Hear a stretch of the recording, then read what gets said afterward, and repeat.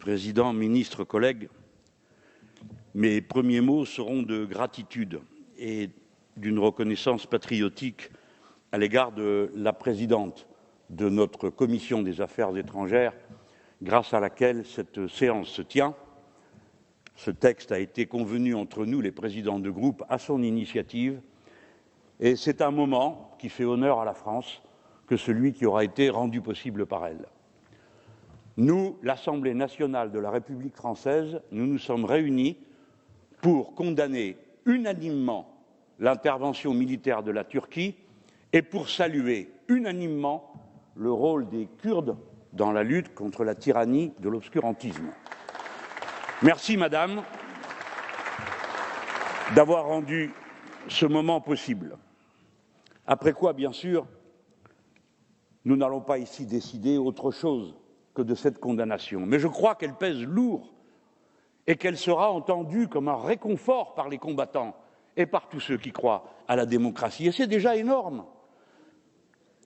Si nous devions entrer dans les détails, sans doute nous séparerions-nous de nouveau dans des options différentes. Il est important que ce moment d'unanimité française ait lieu. La France a, avec la Syrie, mais aussi avec l'Irak, mais avec la Syrie en particulier, une vieille accointance. C'est nous qui avions le mandat, certes un mandat néocolonial, mais un mandat après la Première Guerre mondiale qui a duré de 1920 à 1946. Si bien que, les choses étant ce qu'elles sont, une sorte de familiarité s'est créée entre les Syriens et nous, quels que soient les avatars des régimes politiques successifs, des Français comme des Syriens. Et cette continuité nous intéresse. Il faut la rétablir, Monsieur le Ministre. Il faudra réouvrir l'ambassade de France à Bagdad. Ça ne sert à rien de l'avoir fermée. On pense ce qu'on veut du régime, même si on est absolument contre, ce que je comprends parfaitement et que je peux partager sans difficulté. Mais on ne peut pas à la fois avoir une ambassade au Qatar, en Arabie Saoudite, qui ne sont pas des régimes si proches de nous que ça, et ne pas en avoir une à Bagdad. Nous avons besoin. Ah, excusez-moi, à Damas. Remarquez, Bagdad, on y vient dans un instant, je vais vous en parler. À Damas, excusez-moi, Monsieur le ministre. De même, il faut réouvrir le lycée Charles de Gaulle et contribuer à son redémarrage, parce que c'est par là que les élites, une partie des élites syriennes, se sont formées dans notre langue et avec notre langue, tous les éléments de la pensée qui est celle des Lumières. Si je vous dis tout cela, c'est parce que je vois que le bilan est un désastre. La France est éliminée. Monsieur le ministre, je ne vous en ferai pas le procès personnel, mais je suis obligé de le dire. Du point de vue de ce qu'est votre propre logique, pas la mienne, la vôtre, qui sort vainqueur de cette affaire? Les Russes, dont vous disiez qu'ils étaient des ennemis, dont j'ai toujours dit qu'ils étaient des partenaires et des alliés.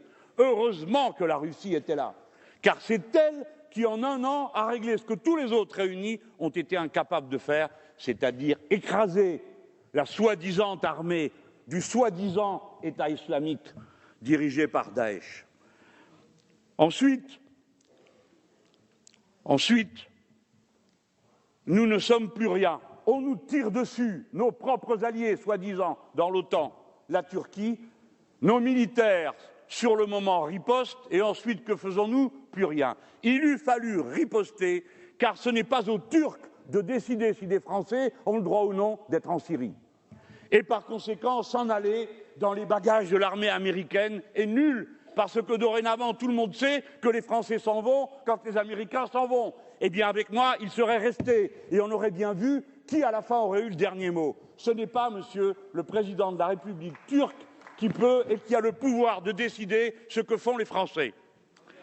De votre point de vue, j'estime que c'est un désastre, mais déjà, il était de longue main. Était-ce raisonnable de maintenir le PKK dans la liste des organisations terroristes, alors que le Parti communiste du Kurdistan, dont je ne suis pas membre, vous l'imaginez, a été une force combattante décisive pour remporter la victoire?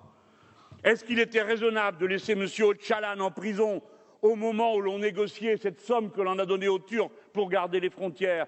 Est-ce qu'il ne fallait pas faire sortir M. Öcalan de là pour qu'il aille à la tête de ses propres troupes pour mener la lutte contre les islamistes armés? Est-ce qu'il était raisonnable d'être si ambigu avec Daesh?